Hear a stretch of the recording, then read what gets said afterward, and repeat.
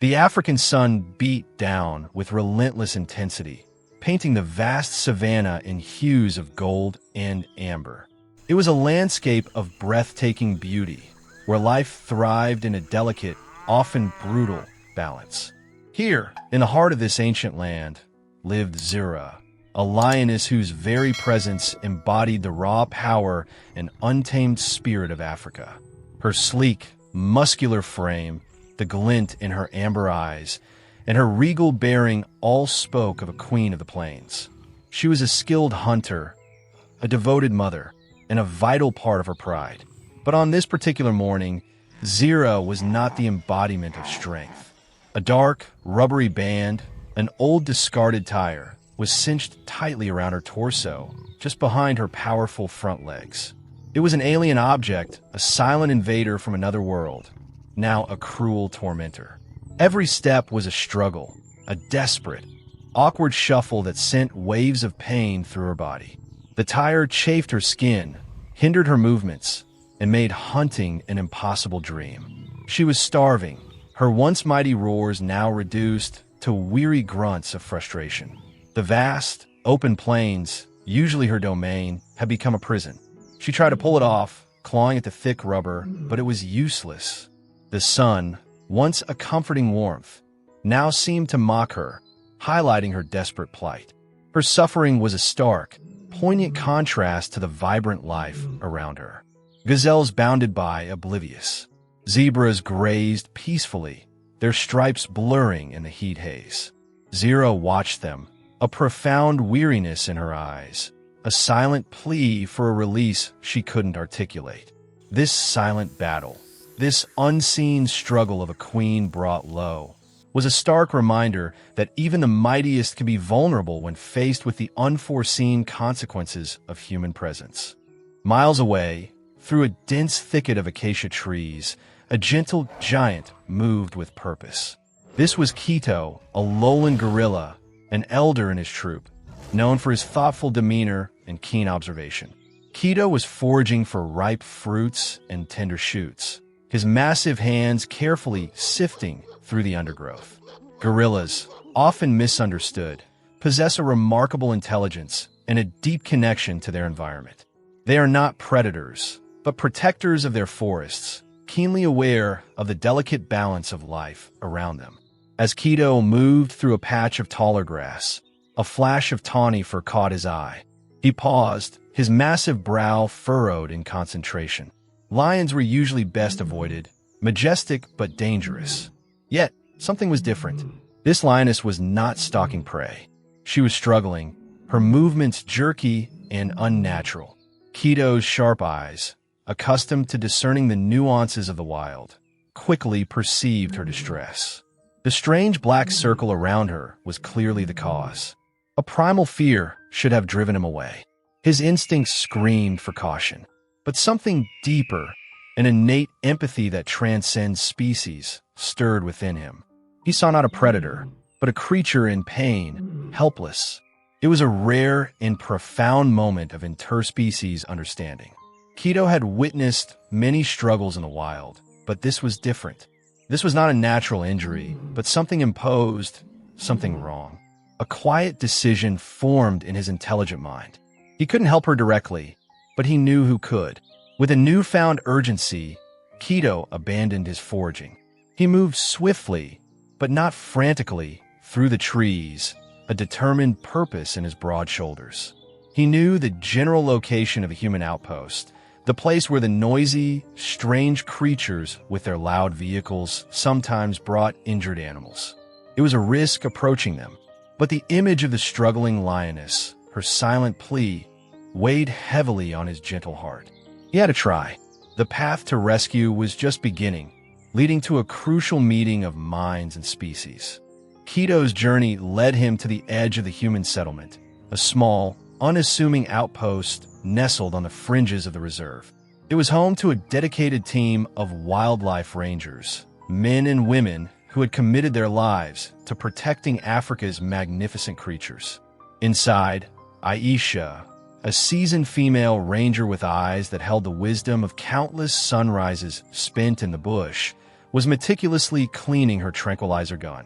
Beside her, Javier, a younger, energetic ranger known for his quick thinking and practical skills, was checking the fuel in their patrol vehicle. Suddenly, a series of urgent, deep hoots echoed from just beyond the perimeter fence. Aisha and Javier exchanged a surprised glance. It was a gorilla, and its calls were unlike any they'd heard before. Not aggressive, not territorial, but insistent, almost pleading. Cautiously, they approached the fence, weapons at the ready, but with a sense of curiosity. There just outside the barrier was Keto. He stood upright, beating his chest gently, then pointing a large, deliberate finger towards the vast plains. He grunted, hooted, and then turned, taking a few steps in the direction he indicated, looking back expectantly at the rangers. Aisha, with her years of experience interpreting animal behavior, felt a jolt of understanding. This wasn't a threat. This was an appeal. "He's trying to tell us something," she murmured, lowering her weapon. "Look at him, Javier. He's distressed, but not aggressive. He wants us to follow." Javier, initially skeptical, saw the genuine urgency in the gorilla's eyes. A gorilla leading us to what? A trap? Aisha shook her head, a small smile playing on her lips. "Not Keto. He's different. Get the dart gun ready, just in case, but prepare the cutting tools and a transport net. I have a feeling this is something big." They quickly gathered their gear. Aisha grabbed the heavy-duty cutters and a sedative. Javier prepared the vehicle. With a final, encouraging gesture, Keto turned and began to move, periodically looking back to ensure they were following. The rangers, filled with a mix of apprehension and profound curiosity, followed the gorilla into the vastness of the savannah. The improbable procession, a gorilla leading humans, moved with a shared sense of urgency towards an unknown but vital mission. With hope leading the way, they arrived at the scene, ready to face the challenge. The journey, guided by Keto, was surprisingly swift. The gorilla led them directly to the struggling lioness. As they approached, the sight of Zira, weakened and ensnared, was heart-wrenching. Aisha's eyes softened with a familiar pang of empathy. Javier quickly assessed the situation, noting the lioness's visible distress and the tight grip of the tire. Keto settled a respectful distance away, watching intently, a silent, furry guardian. "All right, Javier," Aisha said, her voice calm and steady. "She's exhausted, but she'll be wild. We need to be quick and precise." Javier, ever practical, moved to the side of the vehicle, retrieving a specialized hydraulic cutter designed for tough materials. Aisha, meanwhile, prepared a dart with a mild sedative. Her aim was true, and the dart found its mark in Zira's powerful flank. The lioness roared, a weak, guttural sound, before the sedative began to take effect, her muscles relaxing, her eyes growing heavy. Once Zira was sedated and calm, Aisha and Javier moved in carefully. The air was thick with tension, despite the lioness's slumber. Every movement was deliberate, every decision precise. Javier worked the hydraulic cutters, the powerful jaws slowly closing around the thick rubber of the tire. Aisha kept a watchful eye on Zira, murmuring soft words of reassurance, checking her breathing. The sound of the cutters was a sharp, grating noise that echoed across the quiet plains. Finally, with a soft snap, the tire gave way. Javier carefully slid the two halves away from Zira's body.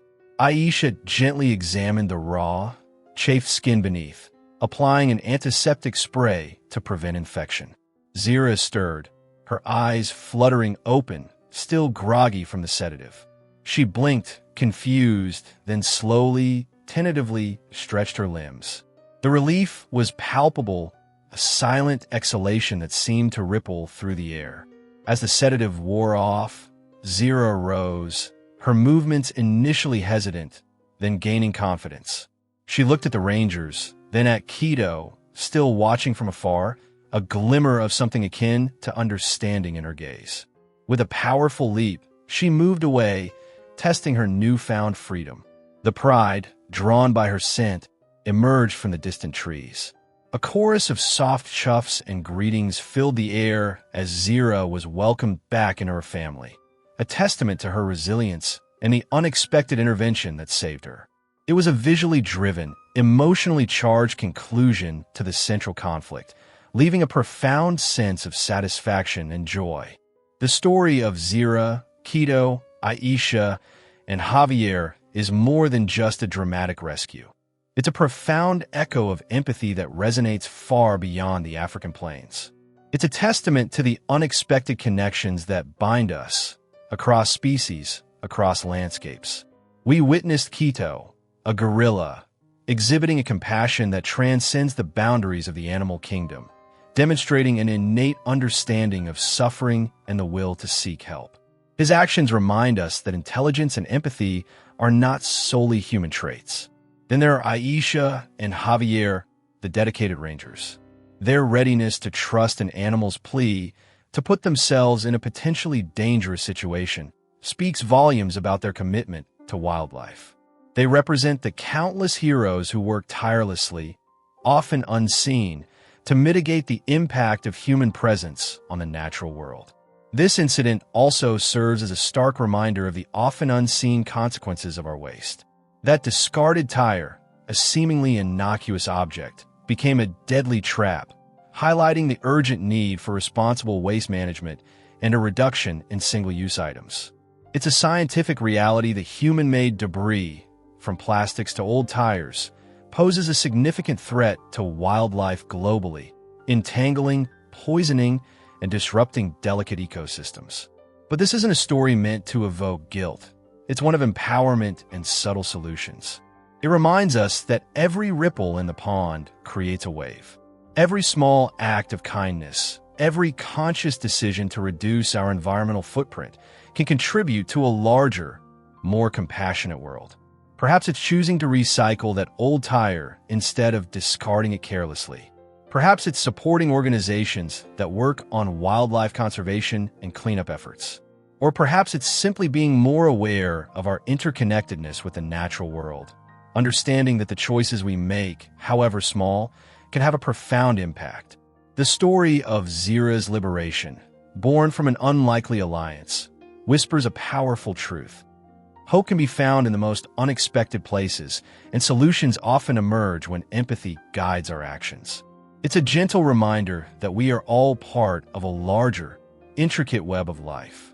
We have the capacity not just to cause harm, but to heal, to protect, and to foster incredible acts of connection.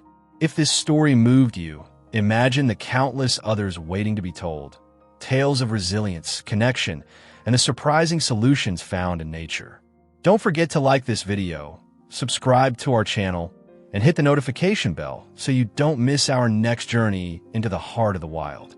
What small step will you take today to make a difference in our shared world?